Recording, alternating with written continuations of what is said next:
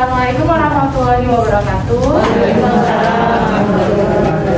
Saya bidan baru di Puskesmas Perapatan. Mungkin hanya sebagian yang baru kenal saya, karena kan ini baru perkumpulan semuanya ya, 30 RT. Perkenalkan, saya bidan Yuli. Saya akan menjelaskan tentang pembinaan kader Posyandu KIA. Masih semangat ibu-ibu semuanya? Masih semangat terus kita. Semangat lagi.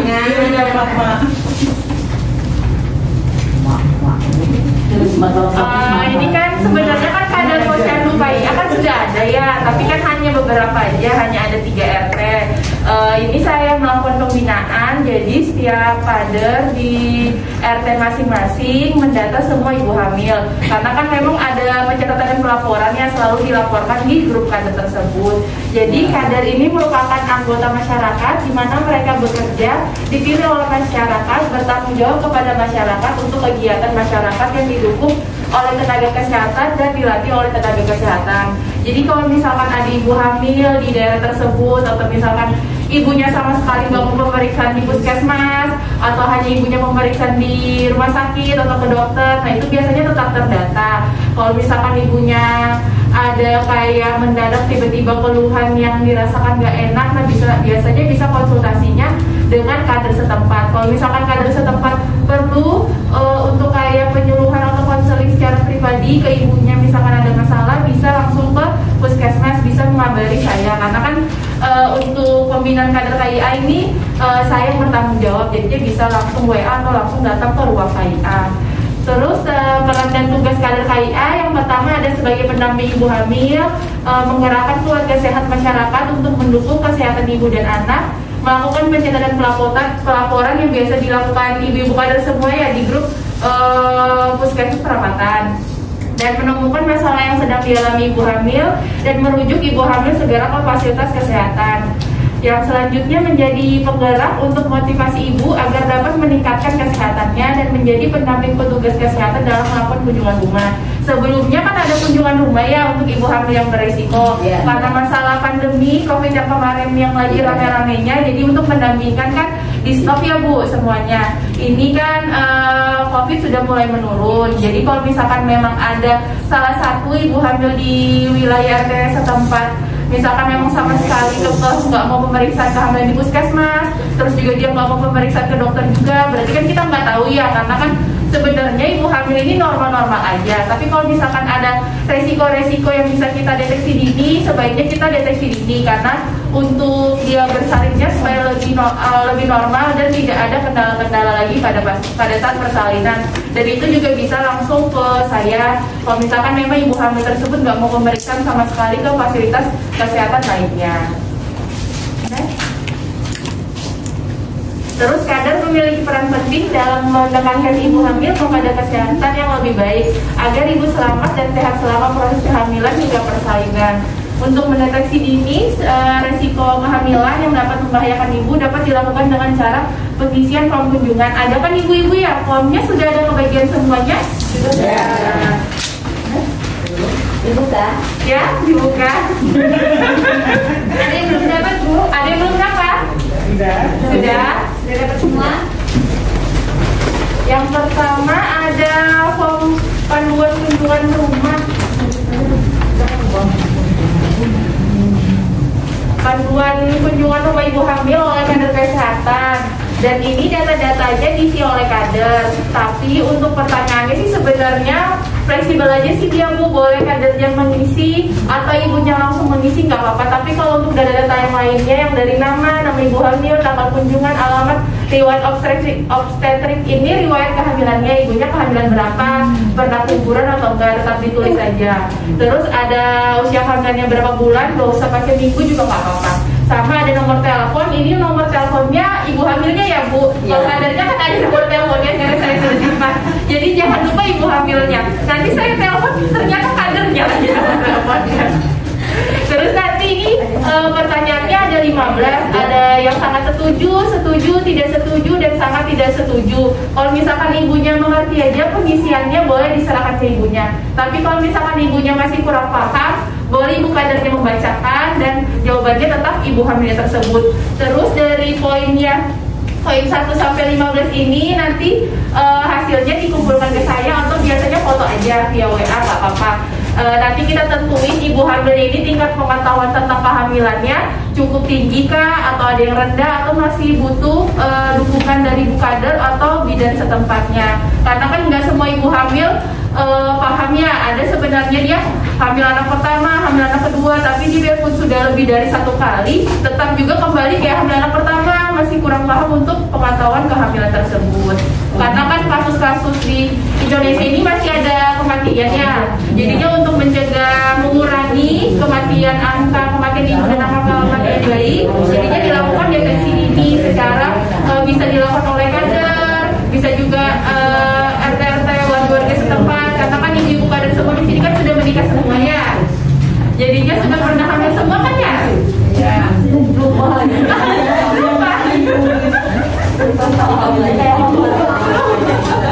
Jadinya kan bisa mengetahui kalau misalkan ada ibu hamil, kalau dia pucat, lemes, terus kalau misalkan dia suka pusing, sama dia nggak suka bersosialisasi di lingkungan masyarakatnya, nah bisa pelan-pelan didekati ibu hamil tersebut, karena kan pendamping ibu hamilnya kan lebih di masyarakatnya lebih diutamakan kan kader setempat, biasanya seperti itu. Terus ada yang form kedua tentang daftar pilih kesehatan ibu hamil. Yang ini diisi oleh kader, tapi langsung wawancara ke ibu hamil tersebut. Jadi untuk daftar pilihnya ini dilingkari aja di nomornya, kan ini ada 10 pertanyaan ya. Dilingkari aja kalau misalkan ibunya nggak ada resiko, misalkan yang pertama ada riwayat pemeriksaan tekanan darah lebih dari 140/90, nah dilingkarin aja, karena kan selalu ibu hamil kan ada buku KIA-nya ya, kecuali dia nggak punya buku KIA, anjurkan aja ibunya langsung ke puskesmas. Kalau misalkan memang dia kekeh nggak mau juga ke puskesmas, ya nggak apa-apa, nanti saya kunjungan ke rumah ibunya untuk pemeriksaan yang lebih lanjut, karena kalau tekanan ini lebih dari 140 kan bisa membahayakan ya, resikonya bisa preeklamsi atau kejang, nah itu kan memang ancaman kematian ibu dan bayinya juga. Terus yang kedua ada bayi dalam kandungan kembar. Nah kalau misalkan kembar kan kita ini masih belum tahu ya dia bisa lahiran normal atau harus SC, tergantung posisi pada saat nanti dia infartu atau misalkan masuk persalinan. Biasanya sih dikonsultasikan lagi sama dokter kandungan ini harus normal atau sesar, karena kan dia kalau 2 kan nutrisinya harus lebih banyak lagi daripada yang bayinya hanya 1 saja, karena kan dia tetap bagi 2, takutnya bayinya nanti masuk ke barak badan lahir rendah atau BBLR yang di bawah 2,5. Sama yang ketiga dari riwayat lama kehamilan lebih dari 9 bulan. Kalau misalkan kehamilan kan sebenarnya sampai 40 minggu ya. Kalau misalkan lewat dari 40 minggu masuk 41, masuk 42 kan itu bahasa Indonesianya ketuaan ya. Nah itu resikonya air ketubannya bisa berkurang atau sudah mulai jelek air ketubannya, sama jantung bayinya juga bisa menurun atau tinggi. Nah itu kan biasanya lebih keluhannya, resikonya lebih ke bayinya. Kalau ibunya sih kebanyakan sih aman-aman aja, karena kan ada yang takut aku nggak mau SC, jadinya tunggu-tunggu aja. Nah semakin tunggu atau air ketuban semakin habis, nah malah nanti ada beberapa kasus dia sudah sebenarnya harus cepat dilahirkan, tapi karena dia masih menunggu normal nggak mau SC, jadinya bayinya meninggal. Mau nggak mau ya akan langsung dilakukan tindakan SC, karena kan untuk keselamatan ibunya sendiri, untuk keselamatan bayinya kan sudah meninggal karena nggak ada gerakan sama sekali. Jadi paling penting juga ngerasain gerakannya, ditanyakan dalam 24 jam minimal ya 2 jam sekali diperiksa, harus lebih dari 10 kali. Kalau misalkan lebih kurang dari 10 kali langsung bawa pemeriksaan aja, bisa langsung ke puskesmas. Kalau misalkan tengah malam bisa langsung ke UGD. Kalau misalkan memang dalam 1 harian hanya gerakannya 1 kali aja, karena kan ini gawat daruratan ya, karena kan kita nggak tahu ya bayinya ini aktif atau bagaimana, yang dirasakan hanya ibu hamil tersebut. Sama ada kehamilan dengan penyakit kayak misalkan kencing manis, resikonya kan bayinya nanti bisa lebih besar, apalagi kan normalnya kan berat badan bayi 2,5 sampai 4 kilo. Kalau lebih dari 4 kilo termasuk bayi besar, nah resikonya itu juga ada, takutnya nanti bayinya setelah lahir ada perawatan yang lebih lanjut lagi. Sama ada gagal jantung atau ginjal. Nah kalau ini kan paling bahaya sekali ya. Biasanya sih ini lebih dikonsulkan sama dokter obstetrik sih kalau misalkan ada memang masalah gagal jantung atau ginjal. Sama anemia yang HB, apalagi kalau misalkan ibunya ada keluhan sering lemah, lesu,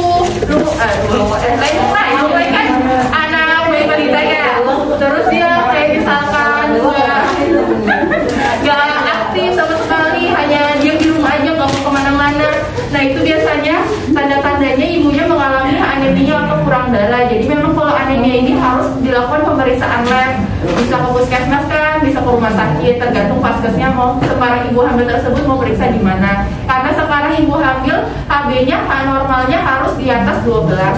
Kalau 11 itu masih nggak apa-apa, masih antisipasi karena kan ada minum tablet penambah darah ya. Tapi kalau misalkan 10, nah itu biasanya harus rutin lagi minum penambah darahnya sehari 2 kali untuk kadar HB-nya ini bisa meningkat. Biasanya dicek lagi per bulan untuk mengetahuinya lagi. Terus HIV, IMS, HB-SAG ini kan sebenarnya kalau misalkan dia penyakit menular, kalau misalkan ibu hamil tersebut ada terkena ini, kadang kan bisa kita lihat screeningnya dari lewat pemeriksaan darah ya. Karena kalau HIV ini kan memang dia nggak bisa sembuh ya sama sekali, karena ini memang seumur hidup dan ibunya harus rutin minum obatnya setiap hari, hampir sama kayak TBC. Tadi kan kalau TBC kan 6 bulan ya, kalau ini dia seumur hidup dia nggak bisa sembuh. Jadinya untuk supaya dia memperpanjang umurnya minum obat setiap hari juga.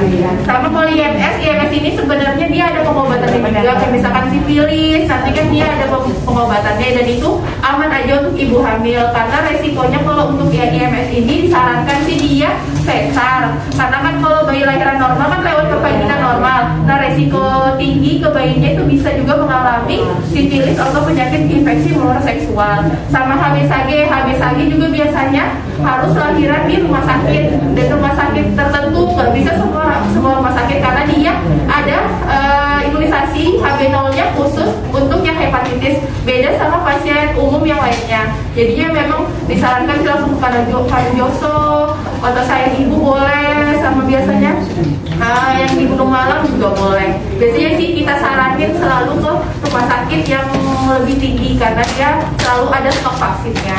Sama kalau misalkan ada ya di penduduknya kayak misalkan hepatitis kan biasanya ada yang malu atau apa. Nah itu biasanya untuk penanganannya sih biasa kalau misalkan mau dekat lahiran, biasanya kita konfirmasi lagi ke ibunya mau lahiran di mana. Takutnya tiba-tiba ibunya lahiran di rumah sakit yang tidak ada vaksinnya itu. Nah biasanya dari rumah sakit hubungin ke puskesmas untuk stok dari vaksinnya tersebut kalau misalkan ada, karena ada beberapa kasus kemarin juga seperti itu. Jadinya mana mau kita siapkan dan kita antarkan ke rumah sakit setempat, karena memang dia untuk hamil kan nggak boleh lama-lama ya, kecuali atas indikasi kalau misalkan ada dirawat di ruang NICU. Nah itu biasanya kan dari dokternya lagi disarankan, tapi kalau bisa sih sebaiknya secepatnya setelah dia lahir. Terus ada kehamilan dengan riwayat SC. Kalau riwayat SC ini kan kalau hamil anak pertama dia SC.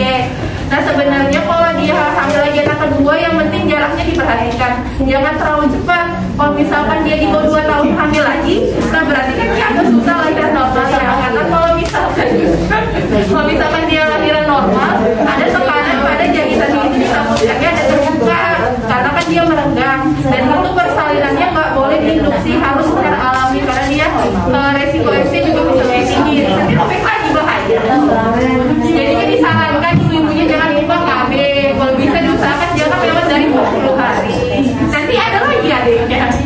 Terus ada hamilan di atas 35 tahun ini atau di bawah 16 tahun, karena kan batas kita kehamilan kan sebenarnya 35 ya. Kalau kita 35 tahun ke atas sudah masuk resiko tinggi, karena kan fungsi-fungsi semua sudah menurun, sudah mulai cepat lelah. Terus misalkan memang ada yang normal-normal aja lahiran, tapi kan kita nggak tahu ya, untuk antisipasi aja sebenarnya. Kalau di bawah 16 tahun kan masih organ reproduksi sih sudah, tapi belum terlalu matang, dan dari ibunya biasanya masih belum siap untuk melahirkan, belum siap hamil. Nanti yang merawat anak-anaknya mamanya sendiri, jadinya cucunya dirawat oleh mamanya sendiri karena dia masih muda, masih perlu dia pergi jalan-jalan. Terus misalkan dia butuh healing boleh, atau misalkan dia kan kita nggak tahu, yang kebanyakan kan ibu hamil sekarang umurnya masih muda-muda semua. Ada yang dia memang dewasa pemikirannya, ada juga yang masih anak-anak, masih suka keliling-keliling, masih kemana-mana. Nah itu ada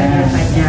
Terus ada anak 4 atau lebih. Kalau dalam program KB kan 2 ya. Kalau misalkan 3 nggak apa-apa lah, tapi disarankan jangan lebih dari 4 ya ibu-ibu, karena kan kalau banyak kan resikonya juga ada ya, takutnya perdarahan, tadi tekanannya naik, mudah lelah, terus juga resikonya untuk lahiran normal sih agak rendah sedikit karena kan sudah tenaganya berkurang, untuk wajarnya juga nggak ada. Terus ada tinggi badan kurang dari 145. Nah, kalau tinggi badan kurang dari 145 ini biasanya sih tergantung dari kebanyakan kan hamilnya takutnya kecil. Nah, itu biasanya sih ditentukan lagi oleh dokter. Karena kalau misalkan kurang dari 145 ini resikonya untuk lahiran normal agak susah. Biasa sih nanti mau dekat-dekat kelahiran biasanya ditanyakan lagi saya bisa lahiran normal atau enggak. Apalagi kalau misalkan bayinya besar, karena nanti dia susah masuk ke panggul. Misalkan dia sudah masuk di panggul atas ya di rongga, tapi dia nggak mau turun ke bawah biarpun sudah pembukaan lengkap, karena dia bayinya besar nggak bisa turun-turun. Nah, itu resikonya juga persalinannya lebih lama, resiko ke bayinya nanti dia melahirkan nggak nangis. Nah, itu kan berarti kalau misalkan lahir di klinik-klinik aja kan agak susah perawatannya ya. Memang dia harus di rumah sakit untuk penanganan yang lebih lanjut. Terus ada riwayat kehamilan yang bermasalah seperti preeklamsi yang tadi saya bilang karena tekanannya tinggi. Takutnya kalau misalkan dari hamil sudah tekanannya tinggi, kalau misalkan dia sudah cukup bulan, berat badan bayinya juga sesuai, disarankan sih langsung SC. Tapi kalau misalkan dia tekanannya ini turun aja hanya pada saat kunjungan yang pertama aja, biasanya nanti kan ada dikasih minum obat, nah itu nggak apa-apa, bisa lahiran normal. Kalau misalkan dari awal sudah tinggi, tetap nggak minum obat, nggak pernah periksa, tiba-tiba lahiran, nah ditakutannya kejang, nanti malah bahaya ke ibunya atau bayinya juga. Sama ada plasenta previa atau plasentanya menutupi jalan lahir. Biasanya sih ini dialami pada saat kehamilan, ada yang 8 bulan, ada juga 7 bulan. Karena kan kalau dia plasenta di bawah menutupi jalan lahir kan dia resikonya perdarahan ya. Ada biasanya tiba-tiba, oh belum cukup bulan, tapi kok tiba-tiba banyak keluar darah. Nah, itu biasanya pemeriksaannya lewat dari USG lagi untuk menentukannya. Jadi kalau misalkan USG, kadang kan ada ibu hamil cuma diam-diam aja ya, iya. Nah, itu kan nggak tahu normal-normalnya di mana. Jadinya sih ibu hamilnya harus lebih aktif lagi. Plasentanya kayak mana dong? Sudah posisinya bener kan? Tutupannya jernih kah? Jumlahnya cukup? Berat badan dan bayinya kayak mana? Karena kan kalau dia pemeriksaan ke bidan aja, atau misalkan ke puskesmas kan dia kalau posisi dia bisa mengetahui. Tapi kalau untuk posisi plasenta, korban, nah itu biasanya dia nggak bisa mengetahui hasil dari USG tersebut. Sama ada perdarahan yang tadi saya bilang sebelumnya, sama prematur di bawah dari 37 minggu, karena kan memang takutnya bayinya belum siap. Nanti kan biasanya memang kebanyakan kalau prematur ini SC, tapi kalau misalkan tiba-tiba dia lahiran normal pun biasanya harusnya di rumah sakit untuk penanganan yang lebih lanjut. Takutnya kan dia adaptasi keluarnya, nanti dia kedinginan karena belum siap, terus organ-organ pematangan yang lainnya juga belum siap. Biasanya kan ada disuntikan ya kalau misalkan belum cukup bulan. Next. Jadi nanti jangan lupa diisi ya Bu, kalau misalkan ada nanti bisa WA aja atau misalkan di grup kader minta formnya itu nanti saya kasihkan untuk fotokopinya. Terus ibu hamil yang masuk ke dalam resiko tinggi tersebut perlu mendapat perhatian khusus dari tenaga kesehatan, sehingga sangat perlu untuk dilaporkan dan dilakukan kunjungan rumah untuk memastikan keamanan dalam kehamilan dan persalinannya nanti. Next. Ini saya jelaskan sedikit tentang hamil resiko tinggi ya. Sebelumnya ini sudah saya jelaskan pada kelas ibu hamil sebelumnya. Kemarin kan ada Mbak Hermin juga menghadiri ya kelas ibu hamil sekalian sedang hamil bersama.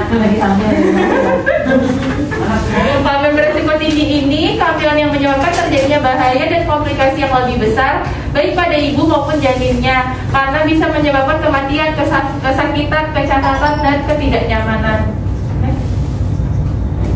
Terus kebanyakan ini kan karena 4T atau 4 terlalu, karena terlalu muda, terlalu tua, terlalu sering melahirkan, terlalu dekat penanganan jarak kehamilannya dia kurang dari 2 tahun, dan sebagian besar kematian ibu ini sebenarnya dapat dicegah dengan deteksi dini.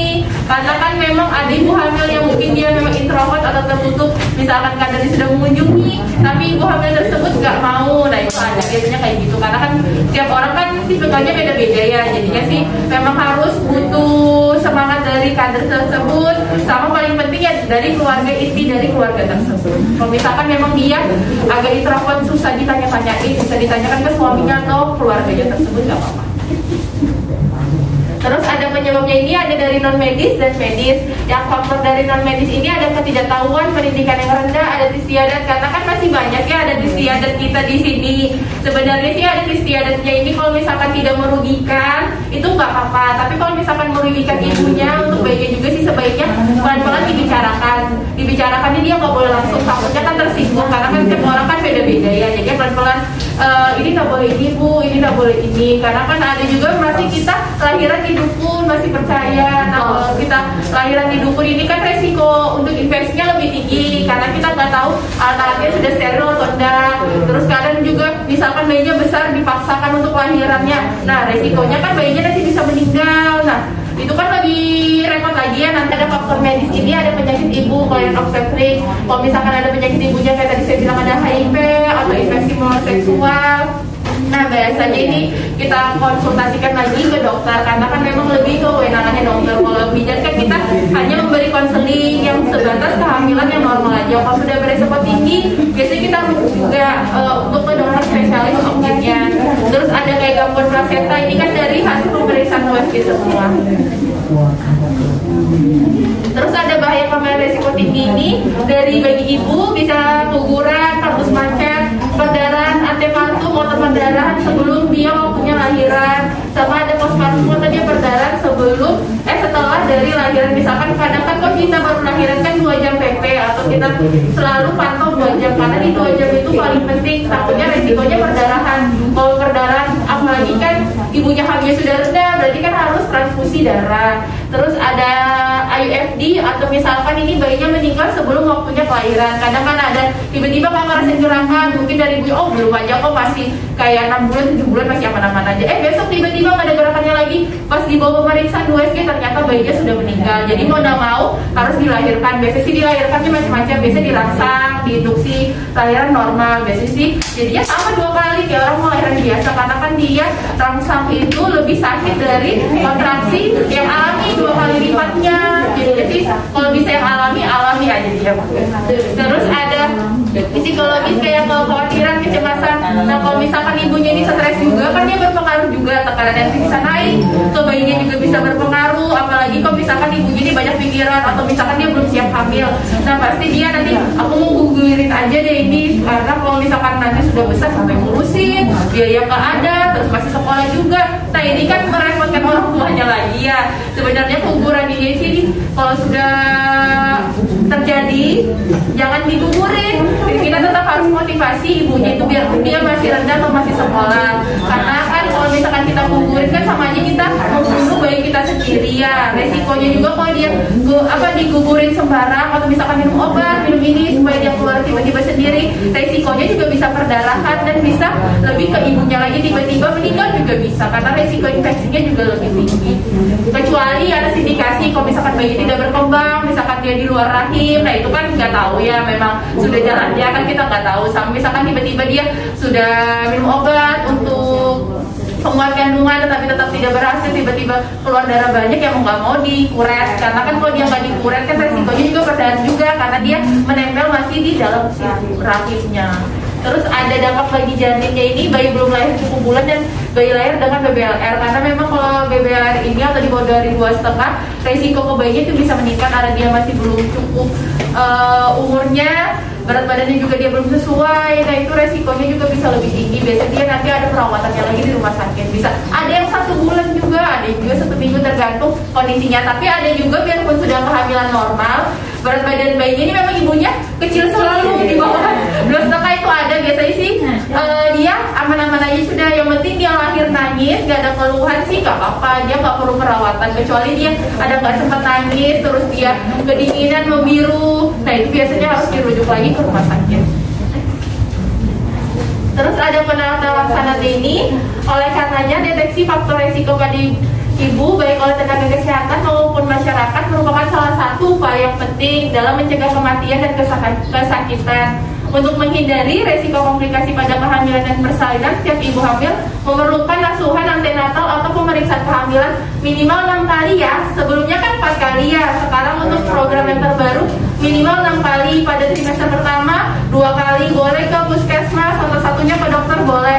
Terus di term kedua sekali boleh ke dokter, juga boleh ke puskesmas juga nggak apa-apa. Terus yang trimester ketiga 3 kali, bisa 1 kali ke dokter, 2 kali ke bidan, atau 2 kali ke dokter, 1 ke bidan, itu nggak apa-apa. Paling penting kan kita juga perlu ke dokter ya, karena untuk mengetahui dari tadi ya ketubannya, posisi plasentanya, berat badan bayinya kayak mana. Takutnya kan kalau dia besar betul, resikonya kan kalau dia normal takutnya macet. Nah kalau macet persalinannya bahaya juga nanti ke bayinya, nanti dia bisa nggak nangis juga waktu kelahiran, atau bisa meninggal langsung pas dalam kondisi persalinan tersebut. Terus jadi pemeriksaannya kehamilan dilakukan sedini mungkin semenjak ibu hamil itu tahu. Jadi biasanya kadang kan kita ibu hamil kan misalkan nggak haid, kalau sudah 1 bulan mungkin masih biasa, oh mungkin telat aja. Nanti 2 bulan, oh 2 bulan nggak haid, terus ada keluhan yang lain, biarpun nggak ada keluhan dan muntah, tapi telat haidnya juga sudah lebih dari 2-3 bulan, sih sebaiknya tes pack aja, karena kan kita nggak tahu. Ada biasanya ibu hamil biarpun dia trimester pertama nggak ada keluhan, ada misalkan dia ya kayak biasa aja, nggak ada keluhan muntah, pusing, nggak ada juga dari yang lain, itu biasanya sih nggak apa-apa, tapi tetap harus pemeriksaannya paling penting dia harus USG juga, karena kan kita dari USG kehamilan kecil kan paling penting ya untuk mengetahui ukuran darinya ini dia sesuai nggak ukuran minggu. Kadang kan ada dia sudah misalkan 2 bulan tapi ukuran dari bayinya kita ukur dia masih kurang, nanti kita lihat lagi. Kalau misalkan dia tidak berkembang, mau nggak mau daripada dipertahankan juga malah nggak bagus, mau nggak mau biasanya dikuret. Tapi kalau misalkan kita lihat lagi sesuai, berkembang aja, jantung bayi juga sudah kedengaran, karena kan kalau dari USG biasanya 2 bulan, 3 bulan kan sudah kedengaran. Kecuali kalau kita pemeriksaan bidan sendiri pakai alatnya Doppler itu kan kalau dia masih 2 bulan kan agak susah ya, masih visi ususnya aja bisa terdengar. Biasanya kita saranin USG lagi. Nanti kalau sudah usia kehamilannya 4, 5, tergantung ibunya sih sebenarnya. Kadang ada 4 bulan dia sudah terdengar jelas, ada juga 6 bulan baru terdengar jelas. Itu nggak apa-apa, karena kan yang ngerasain gerakannya kan ibunya. Kalau misalkan masih kayak di bawah 4 bulan masih belum aktif, masih belum terasa, itu nggak apa-apa, karena kan tergantung dari sensitifnya ibu tersebut kan beda-beda. Kalau misalkan ibunya selalu diperhatikan, oh gerak, nggak apa-apa. Ada juga, oh aku nggak ada gerak sama sekali ya, oh apa bayiku baik-baik aja kan? Sebenarnya sih baik-baik aja, karena kan dia gerakannya masih halus-halus aja, karena dia kayak kedutan kayak gitu aja.